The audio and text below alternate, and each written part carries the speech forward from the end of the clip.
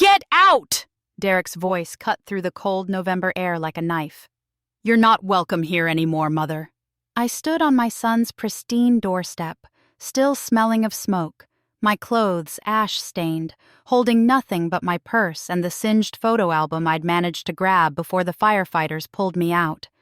My hands were shaking, not from the cold, though it was freezing that night, but from the shock of what I was hearing. "Derek, please," I whispered. "The fire. Everything's gone. I just need a place to stay until..." "Until what?" His girlfriend Crystal appeared behind him, her arms crossed, her face twisted in disgust. She looked at me like I was something she'd scraped off her shoe. "Until you move in here permanently? We've already talked about this, Derek. We're not running a nursing home." "But I'm his mother," I said, my voice breaking. I was 86 years old, and I'd never felt so small, so invisible. "Derek, I raised you. I worked 2 jobs after your father died to put you through college. And I'm grateful for that," he said. But his eyes were cold, so cold. "But Crystal and I have our own lives now. We can't have you disrupting everything. You'll figure something out. You always do." "Derek, my house burned down 6 hours ago. I have nowhere to go. It's 11 o'clock at night." Crystal laughed, actually laughed. "There are motels on Highway 9. Here." She pulled out her wallet and handed me 2 $20 bills like she was tipping a waitress. "This should cover a night or 2. I stared at the money in her hand, then at my son's face. He wouldn't even look at me. "There's a Super 8 about 3 miles from here," Derek said, already closing the door. "You can call us tomorrow to figure out something more permanent." The door shut in my face. I heard the deadbolt slide into place. I stood there for what felt like an eternity, the $40 clutched in my hand, my legs trembling. The November wind cut through my thin cardigan, the same cardigan I'd been wearing when I'd gone to bed that night, before the smoke alarm woke me at 2 a.m. I hadn't even had time to grab a coat. I walked down the driveway in a daze. My car was gone, of course, destroyed in the garage. I'd have to call a taxi. But as I stood under the streetlight, looking at my phone with its cracked screen, another casualty of the fire, something shifted inside me. I thought of Walter Thompson. It had been 40 years since I'd last spoken to him. 40 years since I'd broken off our engagement to marry Derek's father instead. 40 years since I'd made what I thought was the practical choice, the safe choice. But what they didn't know, what Derek and Crystal didn't know as they sat in their warm house, congratulating themselves on being rid of the burden of an elderly mother, was that I had been planning something. Not for this exact scenario, but I'd been watching, documenting, preparing. And now, standing on that cold street with nowhere to go and no one to turn to, I was about to make the most desperate call of my life. What I didn't know yet was that Walter Thompson had been keeping a secret for 40 years. A secret that would change everything. 2 months earlier, I'd always been an early riser. At 86, sleep was elusive anyway, so I might as well make use of the morning hours. Every day at 5:30 a.m., I was up, making myself a pot of strong coffee, none of that decaf nonsense, and sitting at my kitchen table with my crossword puzzle. My house on Maple Street had been my home for 43 years. It was a modest 3-bedroom ranch with yellow siding that needed repainting, a front porch where I kept my hanging baskets of petunias in the summer, and a backyard where I'd raised Derek, where he'd learned to ride his bike, where we'd had birthday parties and barbecues and all the normal things families do. The house had been paid off for 20 years. My late husband Thomas had left me a small life insurance policy when he died 15 years ago, and combined with my Social Security and the pension from my 30 years as a school secretary, I was comfortable. Not wealthy, but comfortable. I had $47,000 in savings, my house worth about $280,000, and my car was paid off. That particular September morning, I was expecting Derek for our monthly lunch. He'd been coming by once a month for the past year, ever since he'd started dating Crystal. Before her, he'd visited maybe once every 3 months, which was fine. He was busy with his job as a regional sales manager. I understood. But something had changed in the past few months. I couldn't quite put my finger on it, but our conversations had shifted. Instead of asking about my health, my garden, my book club, Derek had started asking about my finances. "Mom, have you thought about what you're going to do with this place when you can't maintain it anymore?" he'd asked last month. "I can maintain it just fine," I'd replied. "Hector down the street mows my lawn for $30. I can still do my own cleaning and cooking." "But what about in 5 years? 10 years? You're 86, Mom. You need to start planning." At the time, I'd brushed it off. But then the questions kept coming. Always casual, always framed as concern. "Have you updated your will recently? Do you have a good financial advisor? You know, there are some really nice assisted living facilities. Very affordable." That morning in September, Derek arrived with Crystal. That was unusual. She'd never come to our monthly lunches before. "Hi, Mrs. Harper," Crystal said, air-kissing both my cheeks. She was 34, blonde, and worked in real estate. She wore designer jeans and carried a handbag that probably cost more than my monthly pension. "Derek's told me so much about this charming little house." Charming was real estate speak for small and outdated. I'd watched enough HGTV to know that.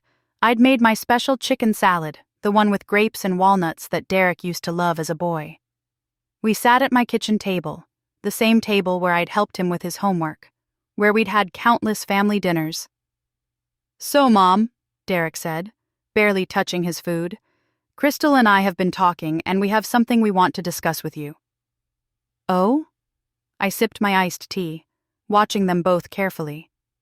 "We think it's time you moved into a senior living community," Crystal said brightly, as if she were announcing I'd won a prize. "There's a lovely facility called Golden Meadows, and they have some very reasonably priced units." "I like my house," I said simply. "But Mom, you're all alone here. What if something happens? What if you fall and can't get to the phone?" Derek leaned forward, his face arranged in an expression of concern.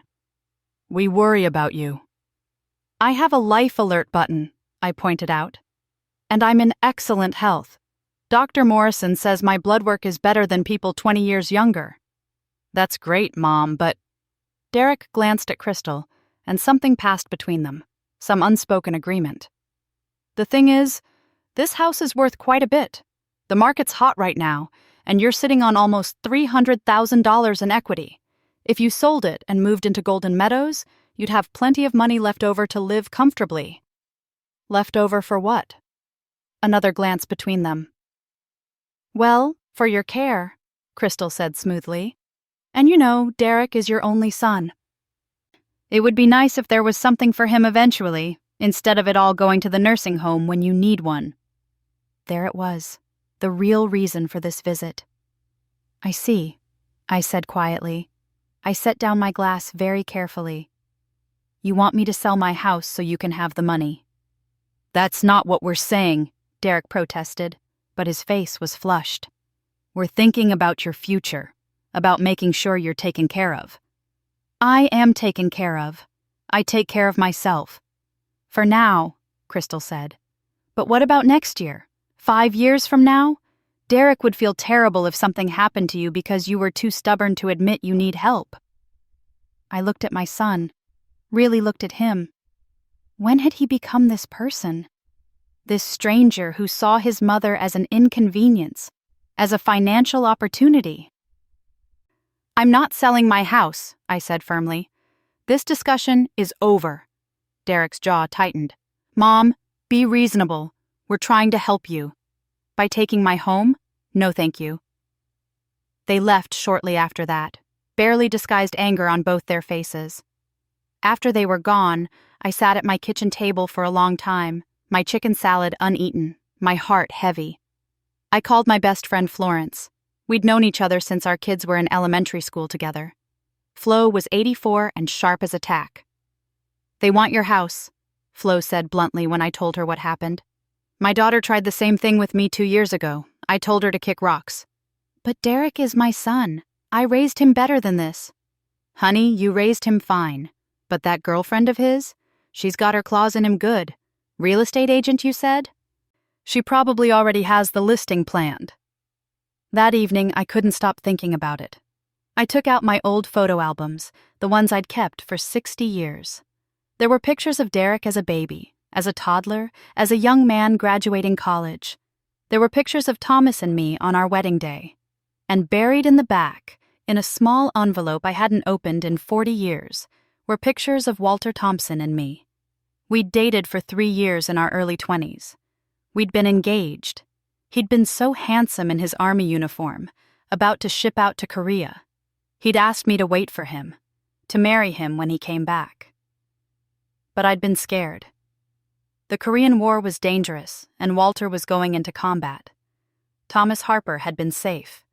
A manager at the local bank, steady, reliable, ready to marry me right away. My mother had encouraged me to choose Thomas.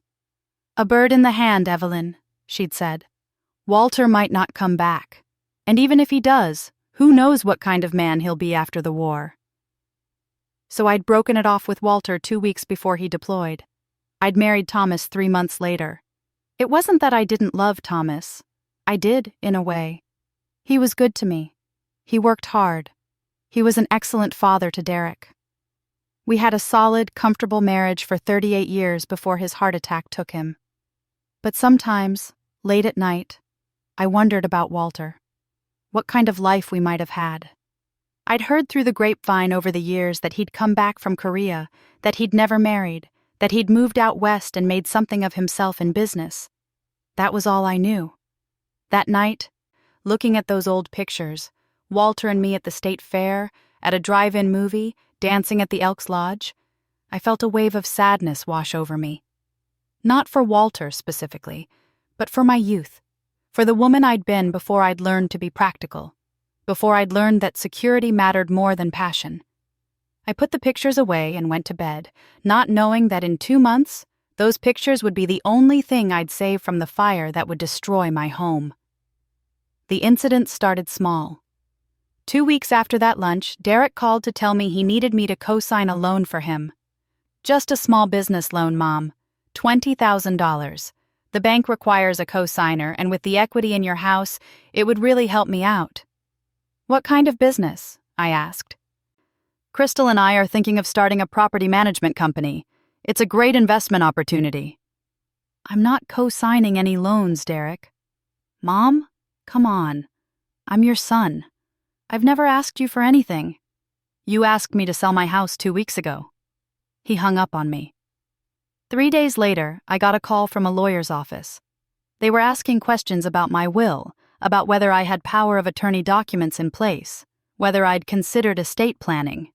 When I asked how they got my number, the secretary hesitated before saying, "I believe your son Derek referred you to us." I hung up and immediately called my own lawyer, Sandra Mitchell. I'd used her when Thomas died, and I trusted her. "Sandra, I need to make sure my affairs are in order," I said. "And I need to make sure no one can access my accounts or make decisions for me without my explicit consent." "What's going on, Evelyn?" I told her everything. When I finished, Sandra was quiet for a moment. "I see this more often than you'd think," she finally said. "Adult children who see their elderly parents as a piggy bank. Let me draft some documents for you. We'll make sure your will is ironclad and that you have proper protections in place." "I want to leave Derek something," I said. "He's my son, but I want to make sure it's on my terms, not his." "Understood. Come see me next Tuesday." I also started documenting everything. I created a notebook, an old-fashioned spiral notebook where I wrote down every conversation with Derek, every request for money, every comment about my house. I included dates, times, exact quotes. Flo had created a WhatsApp group months earlier called the Silver Squad. It was 6 of us women, all in our 80s, who'd been friends for decades. We used it to share recipes, complain about our aches and pains, and coordinate our weekly coffee dates. But after my lunch with Derek, the group became something else. A support network, a place where we shared our experiences with our adult children, some good, some heartbreaking. My daughter hasn't called in 3 months, wrote Beatrice, who was 87. But she sure called fast when she heard I inherited money from my sister. My son keeps trying to get me to sign documents I don't understand, wrote Patricia. Says it's just for tax purposes. We started sharing advice, information about lawyers, tips on protecting our assets. We even started meeting for coffee twice a week instead of once, at the corner bakery on 3rd Street. We called ourselves the Silver Squad for real now, women who weren't going to be pushed around by anyone, not even our own children. On one of those October mornings, sitting at the corner bakery with our coffee and scones, Flo asked me, "What are you going to do about Derek?" "I don't know," I admitted. "I keep hoping he'll come to his senses, that he'll realize what he's doing." "Men don't come to their senses when money's involved," said Patricia darkly, "especially when they have women like Crystal whispering in their ears." "Have you thought about what you'd do if things got really bad?" Flo pressed. "If he escalated things?" "What could he do? He can't force me to sell my house." "No, but he could make your life miserable trying. My cousin went through this with her son. He started calling adult protective services on her, claiming she couldn't take care of herself. Cost her thousands in legal fees to fight it." A chill went down my spine. "Derek wouldn't do that." "The Derek you raised wouldn't," Flo said gently. "But this Derek, the one who wants your money? I'm not so sure." That conversation haunted me. That evening, I went through my house with fresh eyes. Everything was clean, organized, well-maintained. I had groceries in my fridge, my bills were paid on time, my medications were organized in a weekly pill case. There was no evidence of neglect or inability to care for myself, but I also started taking pictures. Pictures of my clean house, my organized kitchen, my well-tended garden. I documented everything in case I ever needed proof. I was 86 years old, and I was preparing for war with my own son. In early November, Derek showed up unannounced. No Crystal this time, just him. It was a Tuesday morning right after my walk. I'd just gotten back from the park where I walked every day, 2 miles around the lake, rain or shine. "Mom, we need to talk," he said, pushing past me into the house. "Derek, I'm not selling. It's not about the house." He sat down at my kitchen table, and for a moment, he looked like my son again. Worried, tired. "Crystal and I are having some financial problems. The real estate market has been slow and I've got some debts. Credit cards, mostly. I need to borrow some money." My heart softened slightly. "How much?" $15,000. I sat down across from him. "That's a lot of money, Derek." "I know, but I'm desperate, Mom. If I don't pay off these cards, it'll ruin my credit. I could lose my job." He reached across the table and took my hand. "Please, I'm your son. I've never asked you for anything." That was the second time he'd said that, and it still wasn't true. He'd asked for plenty over the years. Money for his first car, help with his college expenses beyond what the loans covered, money for the down payment on his first house. Thomas and I had always helped when we could, but $15,000 would wipe out almost a third of my savings. "Let me think about it," I said. "Mom, I need an answer now. The payment is due next week." "Then you should have asked me more than a week in advance," I said firmly. "I said I'll think about it. Give me a few days." His face hardened. "You know what? Forget it. I should have known you wouldn't help me. You've always been selfish with your money." "Selfish?" I felt anger rising in my chest. "I worked 2 jobs to raise you after your father died. I went without so you could have school clothes and class trips and—" "That was 30 years ago. What have you done for me lately?" He stood up, his chair scraping loudly against the floor. "You're sitting in this house on a fortune and you won't help your own son." "A fortune? Derek, I have $47,000 in the bank. That's my safety net. That's what I live on when my pension isn't enough. You have your house. You could sell it tomorrow and have $300,000. Which I would need to live somewhere else. I'm 86 years old, Derek. Where do you expect me to live?" "Golden Meadows. How many times do we have to have this conversation? He was shouting now. "You're being stubborn and selfish, and you know what? I'm done. I'm done trying to help you, done trying to make you see reason. When something happens to you, when you fall or get sick or can't take care of yourself anymore, don't come crying to me." He stormed out, slamming the door so hard my china cabinet rattled. I sat at my kitchen table, shaking. Not from fear, but from anger, from disappointment, from the devastating realization that my son, the baby I'd carried for 9 months, the child I'd raised and loved and sacrificed for, saw me as nothing more than an ATM machine. That night, I called an emergency meeting of the Silver Squad. We met at Flo's house, all 6 of us crammed into her living room with tea and cookies like we were planning a heist. "He's escalating," Flo said bluntly. "First the house, then co-signing loans, now direct demands for money. Evelyn, you need to protect yourself." "I don't know how," I admitted. "He's my son." "He's also being financially abusive," Sandra Mitchell had said when I'd told her about this latest incident. She'd given me her personal cell number after our meeting, told me to call if anything urgent came up. "I've seen this before. It starts with requests, then demands. Then they start isolating the elderly parent, making them feel guilty, making them doubt their own judgment." "What do I do?" "You stand firm. You don't give him any money, and you document everything." So that's what I did. I wrote down every word of that conversation with Derek, including his parting threat. I saved the voicemails he left over the next few days, increasingly angry messages demanding I call him back, accusing me of being unreasonable, of not caring about my only son. I didn't call him back. 2 weeks later, the fire happened. I still don't know how it started.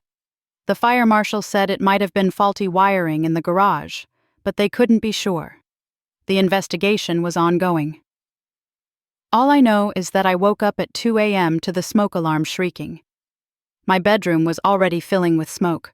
I grabbed my phone, my purse, and the photo album on my nightstand, the one with all the precious memories, including those pictures of Walter, and I ran. I made it out just as the fire trucks arrived. I stood on my front lawn in my nightgown and cardigan, watching my house burn. 43 years of memories, going up in flames. My furniture, my clothes, my books, my mother's china, Derek's baby pictures, Thomas's coin collection. Everything.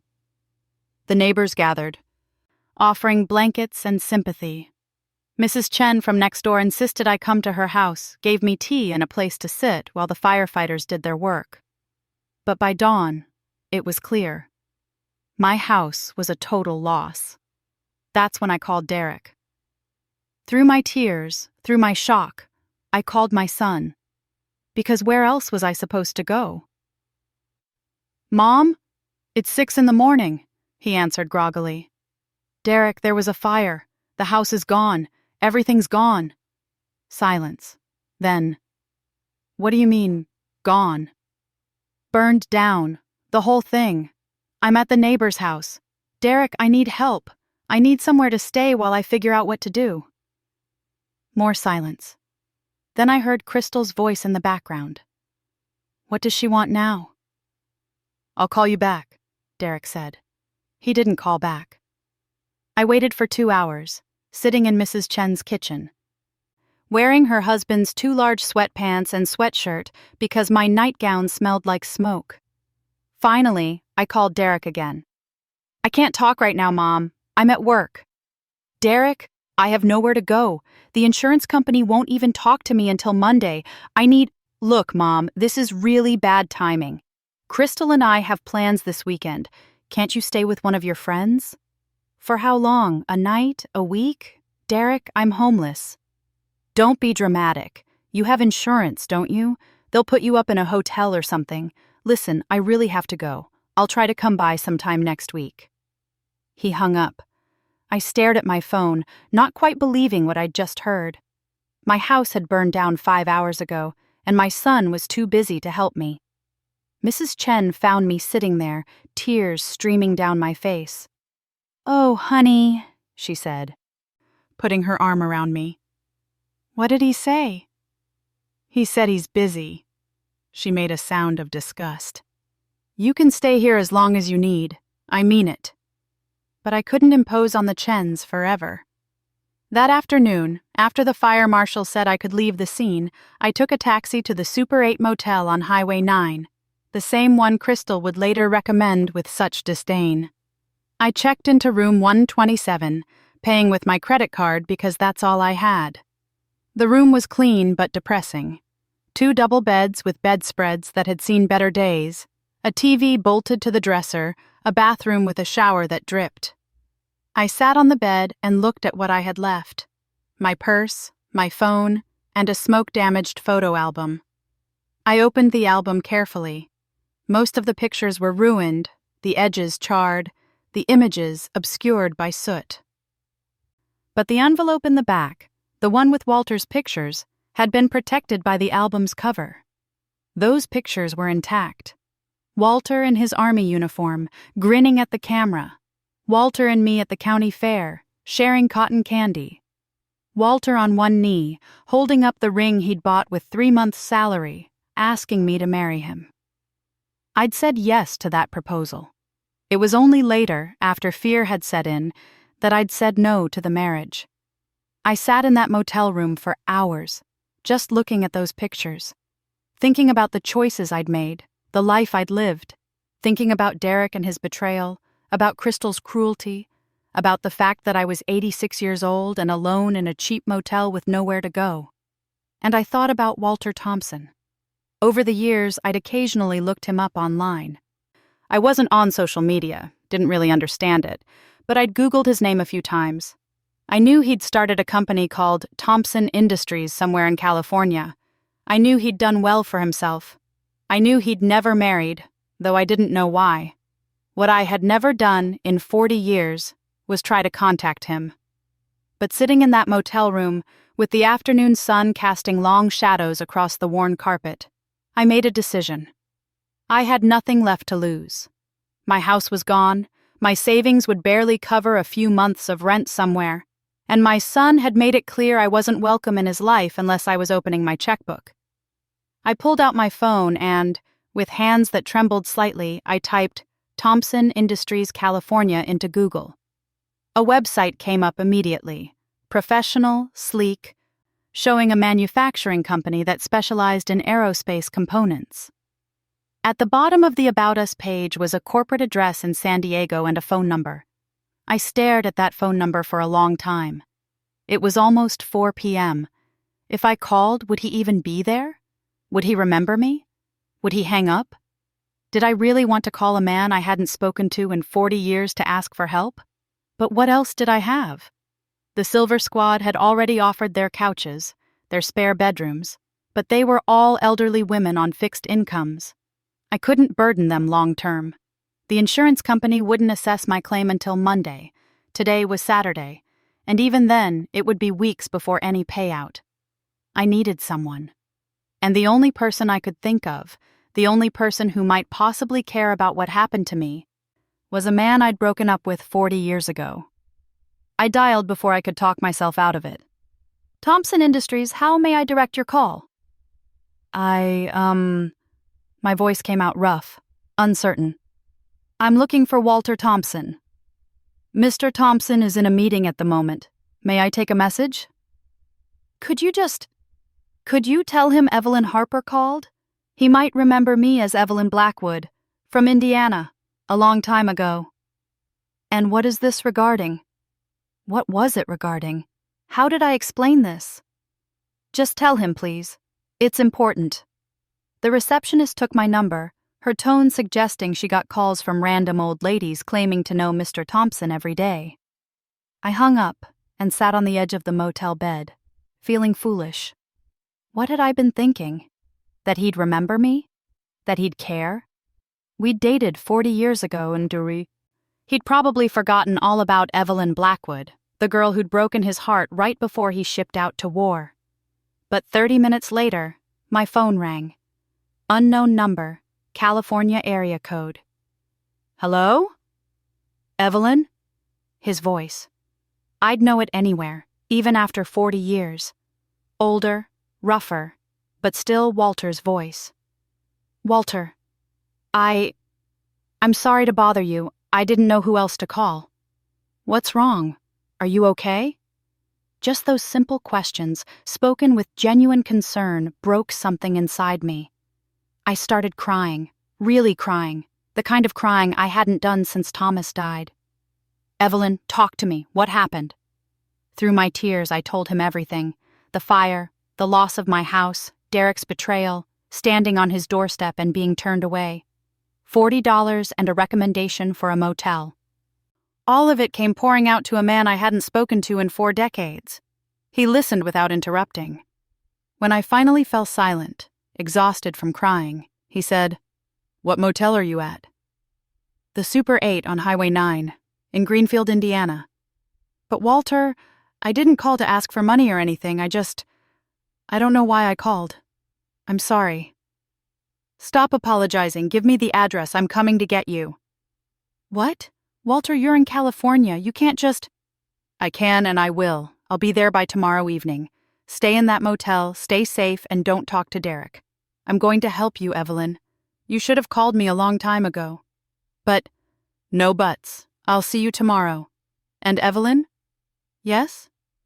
"I'm glad you called. I've been waiting 40 years for you to call." He hung up before I could process what that meant. I sat in that motel room, my phone in my hand, completely stunned. Walter Thompson was flying across the country to help me.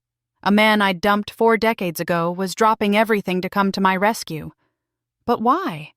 And what had he meant about waiting 40 years? Walter arrived at 6 p.m. the next evening, knocking on the door of room 127. When I opened it, we both froze. He was 88 now, 2 years older than me. His dark hair had turned silver, his face was lined with age, but his eyes were the same. Those kind, steady eyes that had looked at me with such love when we were young. "Hello, Evelyn," he said softly. "Hello, Walter." For a moment we just stood there, looking at each other, 40 years collapsing into nothing. Then he pulled me into his arms, and I collapsed against him, crying again. He held me like I was precious, like I mattered, like I wasn't an inconvenience or a burden. He held me like he used to hold me when we were 23 and thought we'd have forever. "It's okay," he murmured into my hair. "I've got you. You're safe now." Eventually we sat down, him in the room's single chair, me on the edge of the bed. There was so much to say, so many years to bridge. "I can't believe you came," I said. "Of course I came. Did you really think I wouldn't?" "Walter, I broke up with you right before you went to war. I married someone else. I thought you'd have moved on, forgotten about me." "I never forgot about you, Evelyn. Not for a single day." The way he said it made my heart ache. "But you never married. I looked you up online once. I saw that you never—" "How could I?" He leaned forward, his elbows on his knees. "You were the love of my life. After you broke things off, I went to Korea thinking maybe it was for the best. Maybe I'd meet someone else, fall in love again. But I never did. Every woman I dated, I compared to you. Every relationship fell short. Walter, I'm so sorry." "Don't be. I understand why you did it. War is terrifying, and your mother was in your ear telling you to choose safety over risk. I don't blame you for that." He paused. "But I never stopped loving you, Evelyn, and I never stopped keeping track of you." "What do you mean?" He smiled, a sad, sweet smile. "I've known where you were for the past 40 years, what you were doing. When you got married, when your son was born, when your husband died. I've been watching over you, I suppose you could say." A chill ran through me. That sounds a bit stalkerish, maybe, but it wasn't like that. I just wanted to make sure you were okay, that you were happy. I respected your choice, your marriage. I never interfered. But I kept tabs. He pulled out his phone and showed me a folder of pictures. Pictures of me that he couldn't possibly have taken himself, pictures from different points in my life. I hired a private investigator years ago. I know that sounds crazy, but I needed to know you were safe, that life was treating you well. I didn't know what to say. Part of me should have been disturbed, but instead I felt cared for, protected. I also did something else, Walter continued. Something I've been wanting to tell you for decades. What? He took a deep breath. 35 years ago, when your husband died and I heard you were struggling financially, I set up a trust fund in your name. It's been earning interest all this time. You're the sole beneficiary. I stared at him. What? It started with $50,000. With compound interest over 3 decades, it's now worth approximately $1.2 million. The room spun. Walter, that's impossible. Why would you? Because I love you. Because I always have. Because even though you chose someone else, I wanted to make sure you'd be taken care of. He reached across and took my hand. I was going to tell you on your 90th birthday. I had it all planned out. But when you called yesterday, when I heard what your son did to you, I decided you needed to know now. I don't understand. You've been carrying this secret for 35 years? I have. And there's more. He pulled out a folder from his briefcase. An actual leather briefcase. Very professional. I did some research on your son Derek after you called. Called in some favors with people I know. Evelyn, he's been planning to have you declared incompetent. My blood ran cold. What? He's been talking to lawyers about guardianship proceedings. Apparently, Crystal convinced him that if they could get you declared unable to manage your own affairs, they could take control of your finances, sell your house, and access your accounts. But I'm perfectly competent. I know that. But in guardianship cases, all they need is a doctor willing to testify that you might be experiencing cognitive decline and a judge willing to err on the side of caution. He was building a case. The fire probably derailed his plans temporarily, but Evelyn, he was going to steal everything from you. I felt sick. My own son, my own child.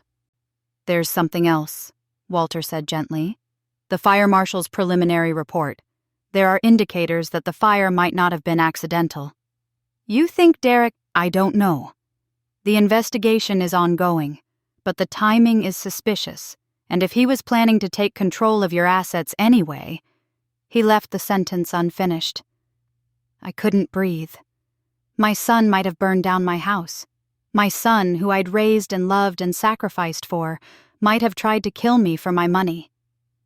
I need you to come back to San Diego with me, Walter said. Tonight. I have a house. Well, more of a mansion, really. 6 bedrooms, pool, view of the ocean. More space than I know what to do with.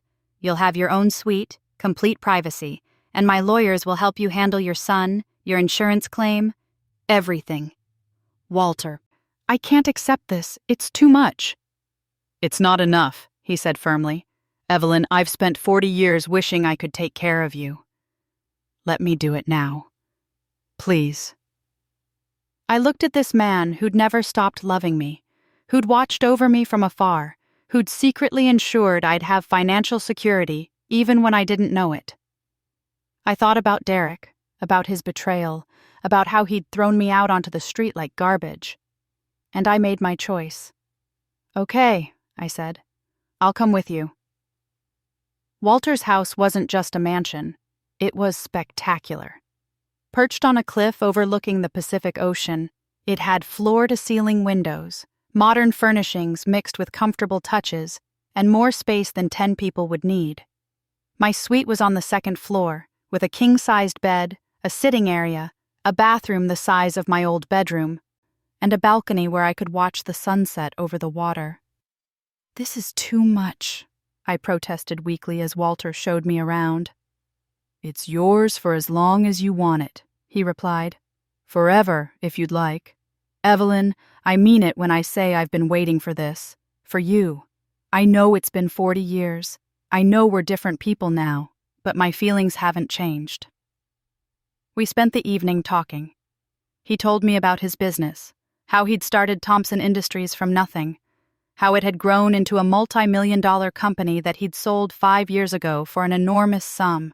He told me about his life, his travels, his work, but always the conversation came back to me. I looked you up too, I admitted. Over the years, I'd Google you sometimes late at night when Thomas was asleep. I'd wonder what my life would have been like if I'd been braver, if I'd waited for you. Do you regret it? Marrying Thomas? I thought about it carefully. No. Thomas was a good man, and we had a good life. Derek was a wonderful child.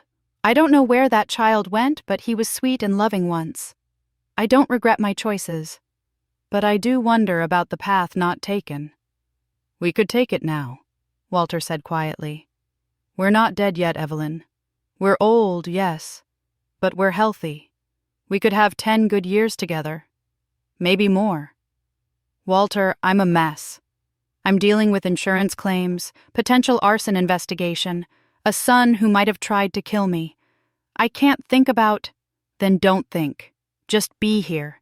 Let me take care of you for a while. Everything else can wait. And that's what I did. For a week, I just existed in Walter's beautiful house. I walked on the beach every morning just like I used to walk around the lake in Greenfield. I sat on the balcony and watched the sunset. I ate good food and slept in a comfortable bed and tried to process everything that had happened. Walter's lawyers were handling everything back in Indiana. The insurance claim, the investigation, even dealing with Derek's attempts to contact me. Yes, Derek had finally started calling. 27 missed calls in that first week. Messages ranging from, "Mom, where are you?" to "Mom, the insurance company needs to talk to you," to "Mom, stop being childish and call me back." I didn't call him back. On the 8th day, Walter's head lawyer, a sharp woman named Rebecca Moore, came to the house with an update. "Mrs. Harper, the fire marshal's report is complete. The fire was deliberately set. Someone poured accelerant in your garage and lit it. There are security footage from your neighbor's Ring camera that shows a car matching your son's parked on your street around 1 a.m. the night of the fire." I closed my eyes. He really did it. It appears so. The police have been notified and they're building a case. But Mrs. Harper, there's something else. When we accessed your bank accounts to handle the insurance matters, we noticed several unauthorized attempts to access your accounts. Someone had your social security number and was trying to add themselves as a co-owner of your accounts. "Derek," I whispered. "Most likely." Additionally, we found documentation that he'd been talking to 3 different lawyers about guardianship proceedings. He was planning to have you declared incompetent within the next 2 months. Walter, who was sitting next to me, took my hand. "Evelyn, we have enough evidence to press criminal charges. Attempted murder, fraud, attempted financial exploitation of an elderly person. He's looking at serious prison time." I felt numb. My son. My baby. The child I'd rocked to sleep and nursed through illnesses and cheered at baseball games. He'd tried to burn me alive for my house. "What do you want to do?" Walter asked gently. I thought about it for a long time. About Derek as a child, full of love and laughter.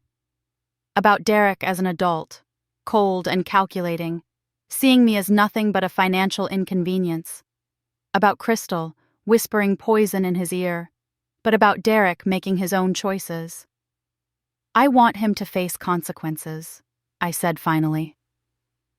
"Not because I want revenge, but because he needs to understand that what he did was wrong. That you can't treat people this way, even if they're your own mother." "Are you sure?" Rebecca asked. "Once we move forward with criminal charges, there's no taking it back." "I'm sure." Over the next month, everything unfolded like dominoes falling. Derek was arrested and charged with arson and attempted murder. Crystal, it turned out, had been involved. Text messages between them showed she'd encouraged him to take care of the problem of his stubborn mother. She was charged as an accomplice. The trial was scheduled for 6 months out, but the evidence was overwhelming. Derek's lawyer reached out about a plea deal. Meanwhile, Walter's lawyers had also accessed the trust fund he'd set up for me 35 years ago. I signed the papers making it official. $1.2 million, plus my insurance payout from the house, another $280,000, meant I had more money than I'd ever dreamed of. "What am I going to do with all this?" I asked Walter one evening as we watched the sunset from the balcony. "Whatever you want," he replied. "Travel, donate to charity, buy yourself things you've always wanted, or just put it in the bank and live comfortably knowing you'll never have to worry about money again." "I keep thinking about the Silver Squad," I said. "My friends back in Greenfield. Some of them are struggling financially. What if I could help them?" "That's a wonderful idea." So I did. I set up a fund, the Silver Squad Assistance Fund, to help elderly women facing financial exploitation or abuse from family members. I hired Rebecca Moore to run it. We'd help with legal fees, safe housing, medical expenses, whatever they needed to escape bad situations and maintain their independence. My friends were thrilled. Flo cried when I told her. "You're going to help so many people, Evelyn," she said through our video call, "and you deserve every bit of happiness after what Derek put you through." "How are things there?" I asked. "Well, Derek's arrest made the local news. Most people are horrified. A few of his friends are trying to claim he's innocent, that you must have done something to drive him to it, but most people see it for what it is. Your house lot has been cleaned up. It's just bare ground now." "I don't think I'll rebuild," I said. "I don't think I can ever go back to Greenfield." "You have a new life now," Flo said gently. "A new chance at happiness with Walter. Take it, honey. You've earned it." And I did. It's been 6 months now. I'm sitting on the balcony of Walter's house, our house now, though I'm still getting used to thinking of it that way, watching the sun set over the Pacific. Derek took a plea deal. 5 years in prison for arson and attempted fraud. Crystal got 3 years. They'll both be out eventually, but by then, my will be ironclad, my assets will be protected, and they'll get nothing from me. I've left everything to charity and to Walter, with the stipulation that after my death, the Silver Squad Assistance Fund receives the bulk of my estate. I think about Derek sometimes, about the child he was and the man he became. I grieve for that child, for the relationship we should have had, but I don't regret pressing charges. Some people need to face consequences before they can change, and maybe prison will give Derek time to think about what he did. Or maybe it won't. Maybe he'll blame me forever. I've accepted that I can't control his choices, only my own. Walter and I have grown closer over these months. We take walks on the beach every morning. We have dinner together every evening. Sometimes we just sit in comfortable silence, reading our books or doing our crossword puzzles. It feels natural, like we've been doing this for 40 years instead of 6 months. Last week, he asked me to marry him. Again. "I'm 86 years old," I protested. "You're 88. Isn't this a little silly?" "What's silly about it? I love you. I've always loved you. I want to spend whatever time we have left as your husband. Will you let me?" And you know what? I said yes. Because at 86, I've finally learned that it's okay to choose love over practicality, passion over security. I've learned that it's never too late to take the path not taken, to give yourself a second chance at happiness. We're getting married next month. Small ceremony, just us and a few friends. The Silver Squad is flying out, all 6 of us women who've been through so much together. My life didn't turn out the way I planned. I lost my house. I lost my son, at least the version of him I thought I knew. But I found something I thought was gone forever. I found love, security, and the knowledge that I'm worth more than just my bank account or my house or whatever convenience I can provide to others. I'm worth being loved for exactly who I am. Would you have forgiven them? Or would you have stood your ground like I did? Sometimes I wonder if younger people understand what it's like to be treated as invisible in your own family, to be seen as nothing but a burden or a financial opportunity. Would you have pressed charges against your own child, or would you have given them another chance? I don't know if I made the right choices. I only know I made the choices I could live with. And as I sit here, watching the sunset with Walter beside me, holding my hand the way he used to hold it when we were young, I think maybe, just maybe, I chose right after all. Because at the end of the day, I chose myself. And that's something I should have done a long time ago.